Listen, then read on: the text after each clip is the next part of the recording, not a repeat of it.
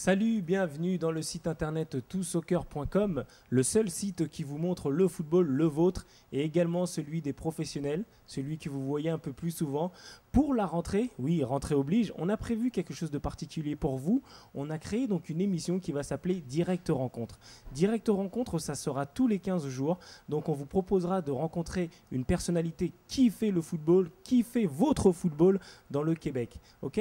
Et pour cette première, je ne me voyais pas rencontrer quelqu'un d'autre que la grande star du Québec et international, monsieur Ali Gerba. Ali, ça va bien ? Ça va très très bien, merci beaucoup. Merci beaucoup d'avoir accepté cette invitation pour cette grande première. Ça me fait plaisir et ça fait plaisir.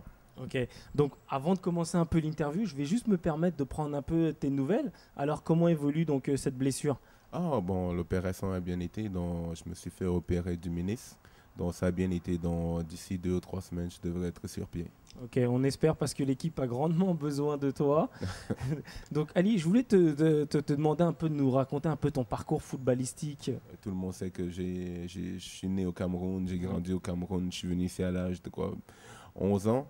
Et c'est là que j'avais une passion pour le foot, comme tous les jeunes en Afrique. J'ai fait des équipes du Québec, le Centre national, l'équipe du Canada. Donc j'ai signé mon premier contrat avec Montréal, je crois que j'avais 16 ans, 17 ans.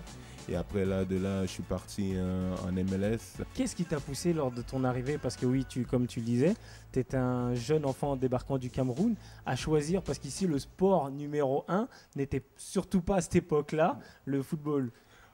Écoutez, parce que déjà j'ai toujours eu une passion pour jouer au foot, même quand je jouais avec la famille et puis des amis à la maison ou dans les rues au Cameroun, j'avais toujours eu cette passion. C'est la seule chose que je savais faire dans le hockey. Je ne savais même pas c'était quoi le hockey, donc pour être honnête, mais j'apprécie le sport maintenant. Et toi, justement, tu as eu l'occasion de jouer en Europe. Je sais que aujourd'hui, ça te retenterait de faire un parcours encore une fois de plus dans un club européen ? Bien sûr, parce que je suis un addict de la compétition. J'aime ça jouer avec les meilleurs et contre les meilleurs. Donc si j'ai eu quelques intérêts et puis j'ai eu quelques offres que n'importe quand je retournerai en Europe pour aller me mesurer au plus grand. Tu as parlé d'Europe, mais tu as un club favori en Europe ou que... On est en train de le voir présentement. Là, on peut voir, il y a Barcelone. Je suis un gros fan de Barcelone et puis écoute, j'admire le football. Quand quelque chose est beau, écoute, tu n'as pas le choix de l'aimer. Comment juges-tu un peu le niveau du football nord-américain versus celui de l'Europe un peu ? Écoutez, c'est totalement différent en tant que tel. Et la plupart des gens quand j'étais en Europe, et c'est vrai qu'on ne respecte pas beaucoup le football nord-américain, c'était encore un bébé qui a développé être un bon adolescent, qui est un grand adolescent présentement. Donc au niveau de la comparaison, écoute, tout le monde le sait déjà que le football en Europe est beaucoup plus technique, ça va un peu plus vite, mais il faut donner quelque chose au football en Amérique du Nord, qu'il est extrêmement physique. Revenons-en un peu à l'impact. Je vais peut-être poser la petite question qui fâche. Qu'est-ce qui s'est passé durant ce début de saison malheureux ? Écoutez, c'est quelque chose qui est très très facile à expliquer, moi de mon côté. Donc je trouve qu'il y a eu des changements brusques. Et puis, on a fini une belle fin de saison l'année passée. Et puis, il y a eu des éléments en place qui se formaient. Et puis, c'est très, très difficile aussi on a aussi eu beaucoup d'Européens. Écoutez, ce n'est pas question de... C'est ce que tu disais tout à l'heure, justement, l'adaptation où ils ont peut-être eu un peu de mal, les joueurs européens, notamment beaucoup Français qui sont venus. Voilà. Et puis, il faut aussi savoir que quand tu mets une nouvelle équipe sur pied, ça prend un certain temps pour que tout se gèle ensemble. On joue au foot, ça fait des années, et puis comme on dit, que ce soit les joueurs on vient, on part, et puis que l'entraîneur vient, on part. Écoute, c'est quelque chose d'être professionnel à la fin de la journée. Tu es professionnel, tu sais que rien n'est garanti, et puis demain n'est pas promis. Donc tu viens avec une attitude que c'est vrai que ça n'a pas aidé, mais on va pas se trouver des excuses. Tu as quand même joué quasiment toute la saison blessé, et ça, peu de gens, je pense, le savent, que tu as quand même joué. Je n'ai pas crié ça dans les toits non plus. C'est ça, dans les médias, aucun média n'en faisait part, quoi. Non, c'est quelque chose que j'ai toujours trouvé que, écoute, quand tu as une passion, et puis je n'ai jamais voulu chercher de la sympathie durant toute ma carrière. Je suis quelqu'un qui est toujours venu et puis retrousser mes manches, j'ai pu bosser. J'ai juste hâte de revenir sur pied et puis de retourner à faire ce que je fais de mieux. Et on t'attend tous avec grande impatience. Mais justement, là, peut-être que vous avez peut-être une chance de jouer les playoffs. Tu as un petit ressenti du groupe actuellement. Qu'est-ce que les gars disent? Aujourd'hui, j'ai été à l'entraînement et puis l'ambiance était très très bonne. Écoute, je suis un fan de l'équipe en tant que tel personnellement. C'est ma ville et puis je ressens une certaine fierté à jouer et puis à supporter mon club parce que c'est là que j'ai grandi, j'ai appris mon foot. Donc, j'aimerais, comme tous les autres fans, qu'on fasse des séries. Je crois qu'avec la nouvelle ambiance et puis les nouveaux joueurs, je crois qu'on a du vent sur les ailes. Et d'où te vient cet instinct? Parce qu'on voit que tu es quand même un attaquant de percussion. Ouais. C'est-à-dire que tu es aussi bon de la tête, aussi bon des deux pieds.